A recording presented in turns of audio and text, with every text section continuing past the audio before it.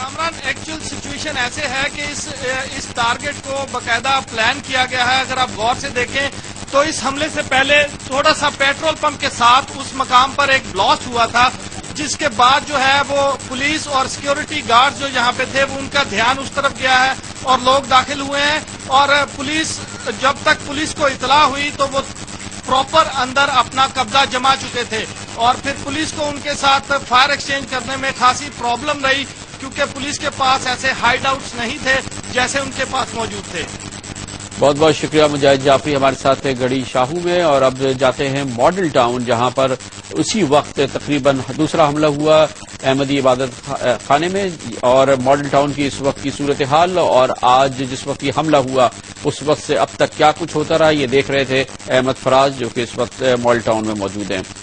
अहमद फराज साहब, क्या अहवाल है इस वक्त मॉडल टाउन के इस इलाके का, जहां पर अब से चंद घंटे कबल एक कोहराम बपा था, लाशें उठाई जा रही थी?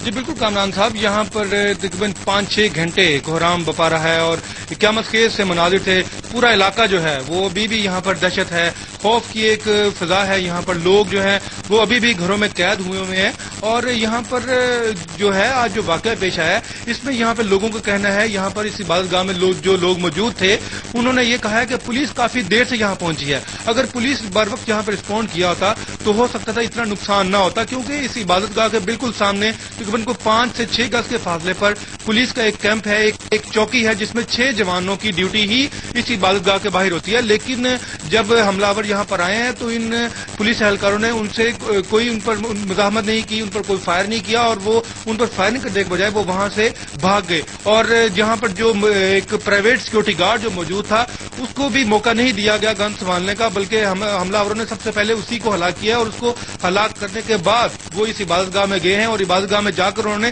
सरेआम फायरिंग की है, दस्ती बमों से हमला किया, जिसके बायस यहाँ पर ये लोग जो थे अंदर काफी तादाद में लोग जो थे वो हलाक हो गए और कई लोग जो है वो जख्मी हो गए। जी कामरान, ये इलाका क्या बिल्कुल रिहायशी इलाका है और जो आस पास में यहाँ पर रेजिडेंसेस हैं, क्या है ये?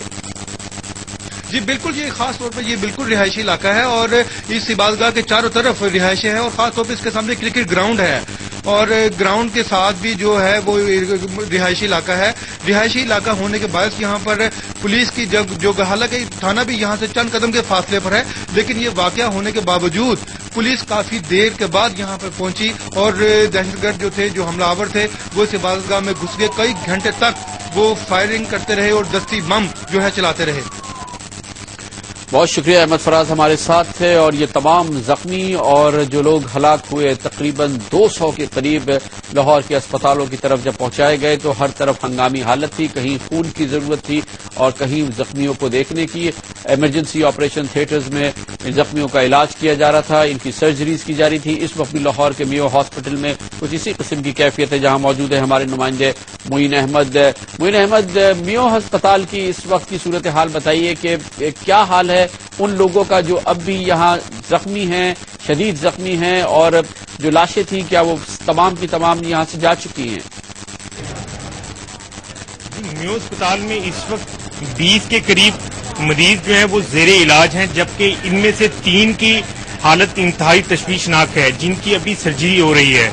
इसी तरह आज लाहौर में जो दहशतगर्दी के जो वाकयात हुए हैं कादियानों की इबादतगाहों में, उनमें 80 से ज्यादा अफराद जो हैं वो हलाक हुए हैं और 100 से ज्यादा जो हैं अफराद इस वक्त मुख्तलिफ सरकारी अस्पतालों में जेरे इलाज हैं, जिनमें 20 मियो अस्पताल में, 37 सर्विसेज अस्पताल में, 30 जिना अस्पताल में, 4 गंगाराम में और 6 जनरल हॉस्पिटल में जेरे इलाज हैं। जबकि हलाक होने वालों में इस वक्त मियो अस्पताल में 39 लोगों की डेड बॉडीज, सर्विसेज अस्पताल में 13 की, जिना अस्पताल में 20 अफराद की, गंगाराम में 4 और जनरल अस्पताल में 2 अफराद की जो डेड बॉडीज हैं इस वक्त मौजूद हैं। मोइन, ये जो इत्तलात आ रही हैं इसमें किस हद तक सदाकत है कि हलाक होने वालों की अक्सरियत देर से तिब्बी इमदाद यानी कि अस्पताल में पहुंचने की वजह से हुई और उनका खून बह जाने की वजह से इनमें से अक्सर लोग हलाक हुए, क्योंकि बहुत वक्त था कि जब हमला हुआ और जब ये जख्मी अस्पताल मुंतकिल हुए? जी, डॉक्टरों के मुताबिक जितने भी जख्मी और हलाक होने वाले अफराद हैं उनमें से 90% जो अफराद हैं वो गोलियों का निशाना बने हैं, जिस में से चंद अफराद ऐसे हैं जो ग्रेनेड और दस्ती बम की जद में आए हैं। जो 90% अफराद जिनको बुलेट आर्म इंजरी हुई है उनका खून काफी ज्यादा बह गया था, और उसकी वजह यह है कि जब ये ऑपरेशन हो रहा था, कंप्लीट हुआ है जिस तरह मॉडल टाउन में, तो आधे से पौने घंटे तक जो डेड बॉडीज और जख्मी जो थे वो इबादत गाहों के अंदर थे। जब वो उनको ये यकीन हो गया कि अंदर से फायरिंग नहीं हो रही, 20 से 25 मिनट तक फायरिंग जो है मॉडल टाउन में हुई है। इसी तरह जो घड़ी चाव का ऑपरेशन था वो भी तकरीबन 1.5 से 2 घंटे तक जारी रहा। तो इस दौरान जो जख्मी होते गए वो वहां मौजूद रहे, उनको फौरी तौर पे अस्पताल नहीं पहुंचाया जा सका, जिसकी वजह से बुलेट इंजरीज की वजह से उनके खून जो था वो काफी ज्यादा बह गया था। जब उनको अस्पताल में लाया गया तो ऑलरेडी कुछ मरीज ऐसे थे जिनका खून बहने की वजह से जो डेड रिसीव हुए हैं, और जिनके ऑपरेशन भी किए गए उनको बाद में काफी खून की जरूरत थी, जिसके लिए सरकारी अस्पतालों में ऐलान किया जाता रहा कि लोग जो है वो खून का अतिया दें।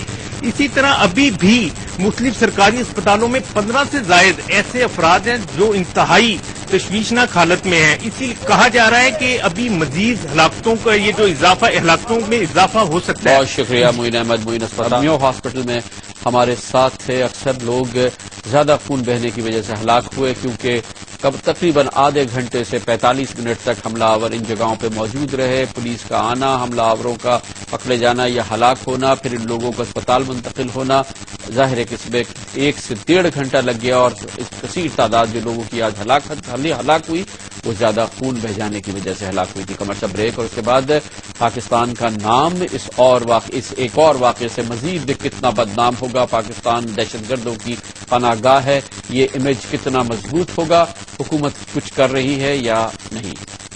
बस शुरू ही होने लगा था कि अचानक फायरिंग की आवाज आई है। पहले तो हमने कुछ समझ नहीं आई, फिर खैर कहा गया कि निकलो जो जिधर निकल सकता। फिर जल्दी से हाल से हम भागे हैं बाहर लॉन में। कुछ लोग कुछ टॉयलेट जिधर जिसको जगह मिली है छुपे हैं। लोग बहुत ज्यादा थे और छुपने की जगह बिल्कुल नहीं थी, ना हम कहीं किसी तरफ निकल सकते थे। बस उसके बाद हम एक वो नीचे बेसमेंट की बैक पे एक गली है, उधर खड़े थे। लोग तो 30-40 के करीब थे। हम कुछ देर छुपे रहे, काफी देर फायरिंग होती रही है। कोई पुलिस है इस तरह से, वो तो मतलब कोई नहीं थी। अचानक एक बंदा अंदर आया खिड़की से, उसने आके उधर हम पे डायरेक्ट फायर किया, बस भी मारा उसने। फिर हम लोग बस किसी तरह से नीचे दरवाजा हमने तोड़ा है, चाबी नहीं थी उसके हमारे पास, उधर निकले। और वो हमारे पीछे शायद इसलिए नहीं आया कि उसने खुद को ब्लास्ट कर दिया था।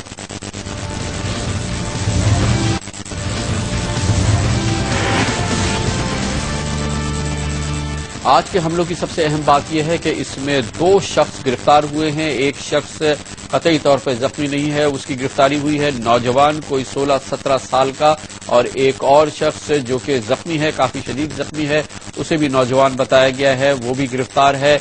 गड़ी शाहू में जो हमला हुआ था उसके ये 2 सर्वाइवर्स हैं। पुलिस इनसे अभी इंटेरोगेट कर रही है, और क्या पुलिस का रिस्पांस तसल्ली बख्श था और तसल्ली बख्श नहीं था, तो इन हाई रिस्क टारगेट्स की सिक्योरिटी का क्या इंतजाम किया गया था, ये सब कुछ पूछने के लिए जाते हैं लाहौर, जहां पर हमारे साथ मौजूद हैं हुकूमत पंजाब के सीनियर वजीर और पाकिस्तान लीग नून के अहम रहनुमा जनाब सरदार जुल्फिकार खोसा। बहुत शुक्रिया खोसा साहब। अब तक जो गिरफ्तारी हुई है और उससे जो इंटेरोगेशन अब तक जिस मुलजिम को पकड़ा गया है, क्लू मिला है कि ये क्या कॉन्स्पिरेसी थी, कहां से ये शुरू हुई है और ये कैसे लाहौर तक पहुंची? कामरान खान साहब, इस वक्त ये कहना मुश्किल होगा हमारे लिए कि कहां से ये शुरू हुई, लेकिन एक आदमी जो मॉडल टाउन पे 3 हमलावर हुए हैं उनमें से एक आदमी बिल्कुल सही सलामत हालत में गिरफ्तार हुआ है। उसने भी वो बेल्ट पहन रखी थी, वो जो खुदकुशी बेल्ट होती है। हेलो जी जी जी प्लीज। वो पहन रखी थी, लेकिन उसको ओवर पावर कर दिया गया एलीट फोर्स की तरफ से और पंजाब पुलिस की फोर्स की तरफ से, बिफोर अपने आप को उड़ा देता। तो उसकी इंटेरोगेशन अब एक बड़ी हाई पावर्ड इन्वेस्टिगेशन टीम बना दी है चीफ मिनिस्टर साहब